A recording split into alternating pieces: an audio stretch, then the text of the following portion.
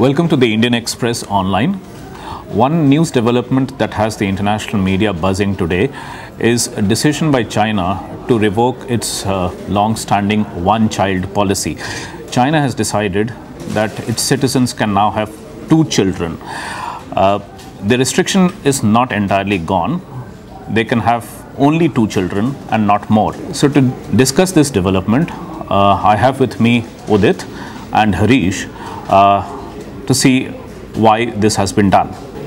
Udit, what could have prompted this Chinese decision? So there are two broad reasons why this might have happened. One big reason is the shrinking labor force in China. In the last 3 years, between 2.5 million to 4 million people have dropped out of the working age group every year. And that creates a huge problem because China's essential competitiveness came from cheap labor. With more labor coming out of the more people coming out of the labor force, labor costs go up and competitiveness is hurt. So that is one big reason, and they have to realize that it cannot be replenished in a very quick manner. So there has to be a policy there. And the other part is that China's growth has also been largely export-led, led by the demand from the rest of the world. But they are now consciously trying to get back into a setup where the domestic growth really leads that, domestic demand really leads that growth. So for that also, some kind of a baby boom or those kind of developments might help.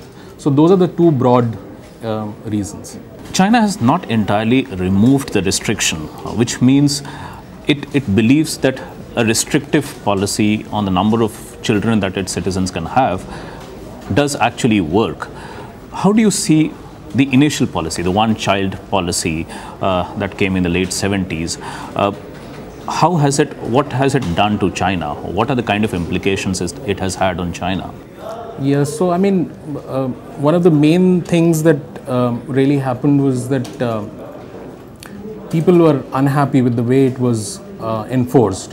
It was very harshly enforced. There were forced sterilizations, forced abortions, and that led to, and even sex-selective abortions. So today, estimates say that somewhere between 20 million to 30 million men are there in China who would not have wives, and historically it is contended that countries with such high proportions of unmarried men in military age would be militarily more aggressive.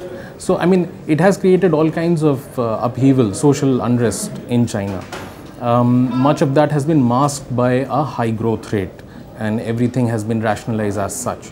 But the way it was enforced was not the ideal way, and going forward also that will remain a problem. Now also they've just gone from 1 to 2. It's not as if they are letting people decide exactly how it will happen. Yeah. So there probably would be some sort of economic logic to it also, Harish. I mean, what is China thinking? It's obviously planning for the next 3-4 decades, but what seems to be in its mind for as it goes ahead in the next 3-4 decades? See, China, we know, has been a factory of the world. Okay, and the labor force who manned these factories originally came from the villages. Okay, they were mostly the peasantry who came from the rural areas, and these people were actually willing to probably work for 12-13 hours. Sort of self-exploitation kind of a thing. But today, their children have grown in cities. Okay, they are not willing to take that kind of nonsense. They are not going to work for 14 hours or living completely in the factory and that kind of thing. So probably you need two people to do the work of one. So obviously, if China, as Udit was saying, if they want to continue to be in the business of manufacturing, you need extra labor. Otherwise, it's impossible to sustain. So I think the new generation probably will not be willing to work, number one, for 13-14 hours. and they would want to work for say 6 hours, 7 hours or something, and they want some leisure, and in fact the minimum wages have also gone up, and the Chinese government has actually, they have allowed some kind of the wages to go up. So it's a purely, I think, a labor kind of an issue. If you want to be, otherwise it becomes very difficult. Yeah. So Udit, how do you see the Chinese society, say, like 10, 20 years from now, when these new children become adults now? So it's actually not very clear exactly how things will pan out. Most people outside China are pleasantly surprised. Some people saying they're shocked, but it's very difficult to predict how exactly will people behave, because most of the Chinese themselves, and especially in the urban areas, they are reluctant, even when the news was told to them, they are reluctant to immediately think that maybe they want to have another child, because the costs of having another child are pretty high, and society does tend to settle down in a particular kind of behavioral pattern. So it's not very clear how exactly it will turn out. Some say that one could expect some kind of a mini baby boom. In fact, because this policy was slightly relaxed in 2013 when they had an application system, and only 12% of the eligible couples actually applied for it. So which showed that people are not terribly interested in having another child given the costs. So it's very difficult to say as of now, and there are all kinds of jokes going around about how China might enforce if it really wants to have if it really wants its people to have more kids, and whether it will throw people in the jail if they don't have a kid now. So numerically, in terms of population, the closest that anyone has to Chinese population is India. We talk in terms of demographic dividend now, considering that we have a very young population.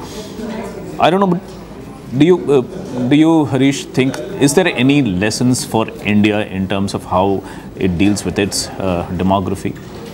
See, if you look at the census data, it's very interesting. And the interesting thing what you need to look at the census data is the child population, maybe 0 to 10 years population. 0 to 6, I think. 0 to 6 or whatever. So if you see between 81 and 91, I think only Kerala showed a decline in the child population. Okay, then I think between 91 to 2001, you had Karnataka, you had Tamil Nadu, I think probably Himachal Pradesh. Okay, and in the last census between 2001 to 2011, there has been a reduction in children's population in that 0 to 6 age group in all states except UP and Bihar. Okay, and since today's children are tomorrow's parents, what you will find is that these children who grow to be whatever, who graduate to the reproductive age group or whatever, they will start producing less children. So because there will be lesser number of fathers, so therefore there will be lesser number of children. So I think sometime in around about say 2040 or something, India will experience severe labor shortage problems. We are already seeing it in the south. You don't get like for example in Tamil Nadu and all, now the sugarcane harvesters are coming from Assam and from Bihar. You're having to depend on outside labor. So probably till about 2050, this is our time where we have enough labor. So we can be the next factory. With the right policies, we can do, and we need not come out with all these things. Yes. Now you can have 2 children, tomorrow 3 children. So whatever we have, it will be enough. So I think this is the time where you really need to have Make in India and all those kind of programs, and where you will be able to capitalize. After 2050, probably it will be difficult, and where we'll probably be searching for children like we are doing in Japan or Norway or any of these countries. Thank you, Harish. Thank you, Udit, for your inputs, and thank you for watching.